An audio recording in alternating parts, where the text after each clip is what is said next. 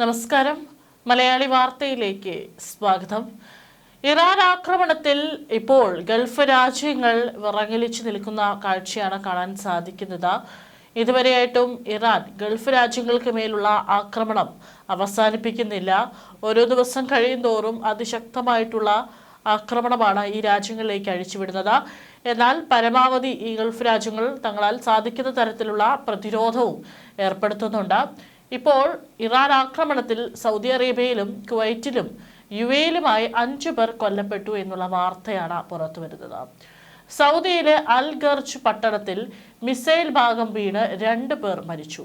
ഒരു ഇന്ത്യക്കാരനും ബംഗ്ലാദേശ് പൗരനുമാണ് മരിച്ചതെന്നാണ് വിവരം. 12 പേർക്ക് പരിക്കേറ്റു. ശുചീകരണ ജോലികൾ ചെയ്യുന്ന കമ്പനിക്ക് മേലാണ് മിസൈൽ ഭാഗം വീണത്.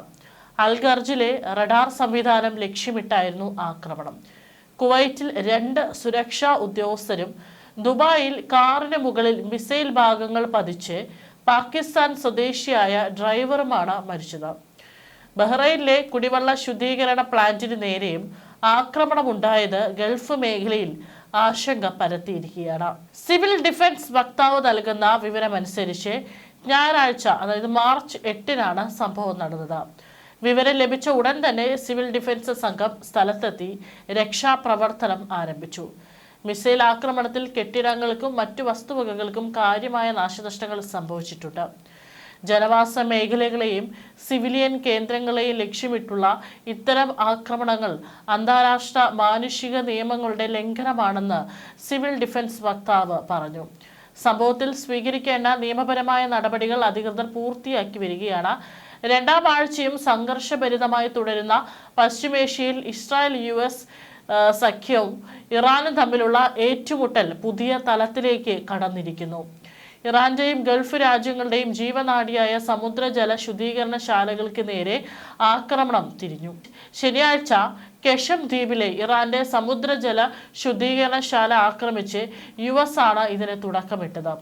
ഇതിന് പിന്നാലെ ഞായറാഴ്ച ബഹ്റൈനിലെ സമുദ്രജല ശുദ്ധീകരണ ഭരണിയും ഇറാൻ ആക്രമിച്ചു. ശനിയാഴ്ച രാത്രി ഇറാന്റെ തലസ്ഥാനമായ ടെഹ്റാനിലും പരിസരത്തുമുള്ള എണ്ണ സംഭരണ കേന്ദ്രങ്ങളിലും ഇസ്രായേൽ വ്യോമാക്രമണം നടത്തി. ടെഹ്റാൻ, ആൽബ്രോസ് എന്നിവിടങ്ങളിലായുള്ള 4 എണ്ണ സംഭരണ കേന്ദ്രങ്ങൾ, എണ്ണ ഉൽപാദനവും വിതരണം നടത്തുന്ന ഒരു കേന്ദ്രം എന്നിവയാണ് ആക്രമിച്ചത്. ഇതേ തുടർന്ന് ടെഹ്റാനിലെ ഇന്ധന വിതരണം തൽക്കാലത്തേക്ക് നിർത്തിവെച്ചു. ഇതിനിടെ അയത്തുള്ള അലി ഖമേനിയുടെ മകൻ മൊജ്തബ ഖമേനിയെ ഇറാന്റെ പരമോന്നത നേതാവായി പ്രഖ്യാപിച്ചതായി ഇറാൻ സ്റ്റേറ്റ് TV റിപ്പോർട്ട് ചെയ്തു. അയത്തുള്ള അലി ഖമേനിയുടെ മകനെ പിൻഗാമിയായി തെരഞ്ഞെടുത്ത ഇറാന്റെ തീരുമാനം തങ്ങൾ ആഗ്രഹിച്ച മാറ്റമല്ലെന്ന് US സെനറ്റർ ലിൻസെ ഗ്രഹാം പറഞ്ഞു. അദ്ദേഹത്തിന്റെ പിതാവിന് സംഭവിച്ച അതേ വിധി തന്നെ അയാൾക്കും നേരിടേണ്ടി വരുന്നത് വെറും സമയത്തിന്റെ പ്രശ്നം മാത്രമാണെന്ന് വിശ്വസിക്കുന്നുവെന്നും സൗത്ത് കരോലിനയിൽ നിന്നുള്ള റിപ്പബ്ലിക്കൻ പാർട്ടി അംഗമായ ഗ്രഹാം എക്സിലൂടെ പ്രതികരിച്ചു.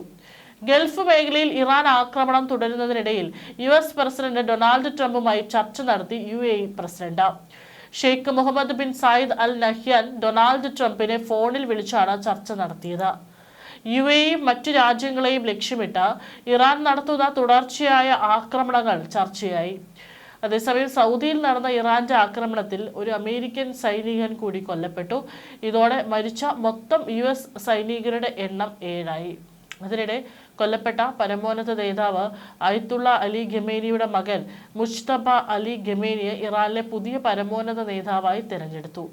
അയത്തുള്ള അലി ഖമേനിയുടെ 2ാമത്തെ മകനാണ് 55-കാരനായ മുജ്തബ ഖമേനി. പൊതുവേദികളിലോ ഔദ്യോഗിക പരിപാടികളിലോ പ്രത്യക്ഷപ്പെടാതെ പതിറ്റാണ്ടുകളായി ഇറാന്റെ ഭരണസിരാ കേന്ദ്രങ്ങളിൽ അതിശക്തമായ സ്വാധീനം ചെലുത്തി വരുന്ന വ്യക്തിയാണ് ഇദ്ദേഹം. അയത്തുള്ള അലി ഖമേനിയുടെ ഓഫീസിനെ നിയന്ത്രിക്കുന്നതിൽ പ്രധാന പങ്ക് വഹിച്ചിരുന്ന മുജ്തബ ഭരണകൂട തീരുമാനങ്ങളിലെ അവസാന വാക്കായാണ് അറിയപ്പെടുന്നത്. ഇറാൻ വിപ്ലവ ഗാർഡുകളുമായുള്ള അദ്ദേഹത്തിന്റെ അടുത്ത ബന്ധമാണ് നിലവിലെ യുദ്ധ സാഹചര്യത്തിനിടെ അദ്ദേഹത്തെ നേതൃസ്ഥാനത്തേക്ക് എത്തിക്കുന്നതിൽ പ്രധാന ഘടകമായത്. ഇസ്രായേൽ വ്യോമാക്രമണത്തിൽ അലി ഖമേനി കൊല്ലപ്പെട്ടതിനെ തുടർന്ന് രാജ്യം വലിയ പ്രതിസന്ധി നേരിടുന്ന ഘട്ടത്തിലാണ് മുജ്തബയുടെ ഈ അധികാരലബ്ധി.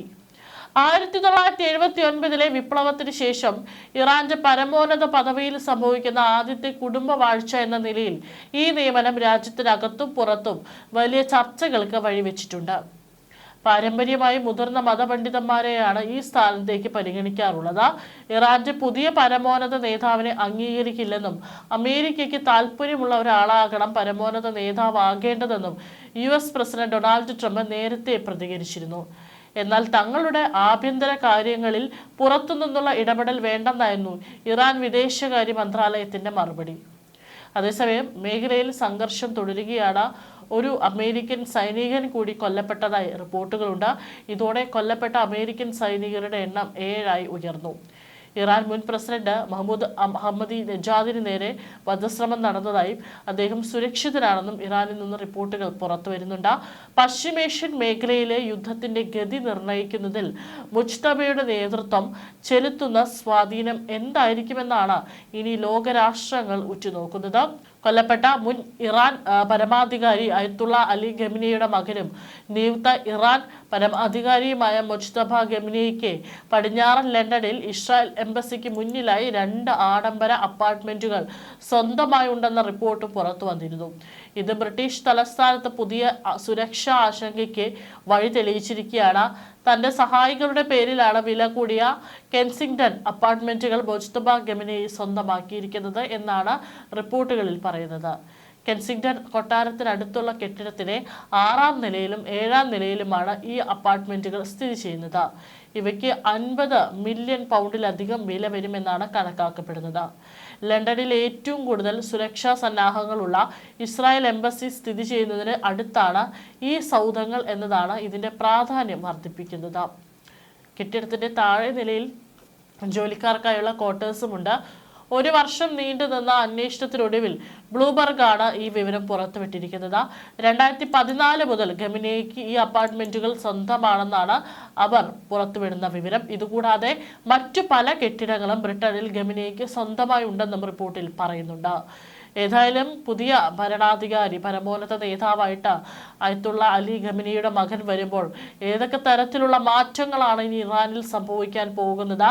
മാത്രവുമല്ല, യുദ്ധത്തിന്റെ ഭാവി നിശ്ചയിക്കുന്ന തരത്തിലുള്ള തീരുമാനങ്ങൾ അദ്ദേഹത്തിന്റെ ഭാഗത്തു നിന്നുണ്ടാകുമോ എന്നുള്ളതാണ് ലോകം ഉറ്റുനോക്കുന്നത്.